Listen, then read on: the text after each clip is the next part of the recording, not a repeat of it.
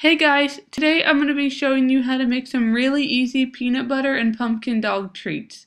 All you're going to need is 2 cups whole wheat flour, 1/2 cup natural peanut butter, 1 cup canned pumpkin. Make sure you just get the pure pumpkin and don't get the pumpkin pie that already has the flavors in it, 1 teaspoon cinnamon.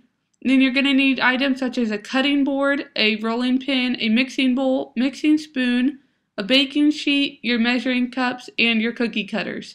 You may also need a little bit of water depending on how your mix turns out. First, go ahead and preheat your oven to 350 degrees. After you preheat your oven, you can go ahead and start mixing all your ingredients together, starting with your 2 cups whole wheat flour. You can then add your 1 cup of canned pumpkin, followed by your 1/2 cup of natural peanut butter.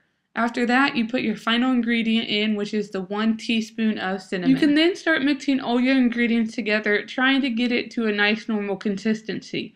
Mine ended up being a little bit dry, so you may have to add a little bit of water just to make it nice and moist. I ended up adding about 1/8 of a cup, so make sure you add a tiny bit at a time because you don't want the dough too wet. Once you get your dough to a nice consistency, you can start balling it up. You need it in a ball so it's easier to work with to roll out. Once you have it in a ball, I suggest parting it off into half or even a third to make it easier to work with. You'll want to make sure it's in a nice solid ball. You can then lay it down on your cutting board and start rolling it out with your rolling pin. You'll want to make it pretty thin, that way they cook nice and evenly. Mine were about 1/8 of an inch to 1/4 of an inch thick.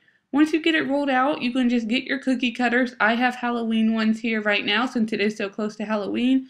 And you can just start cutting out your cookies. Once they're cut out, you can just simply transfer them to your baking sheet and they're ready to go in the oven. I put mine in the oven for about 45 to 50 minutes, but it depends on how much water you add.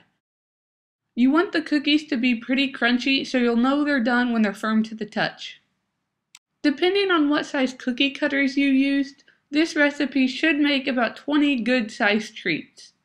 Hopefully you guys enjoyed this video. Make sure to leave a comment down below and let me know how your dogs enjoyed these treats.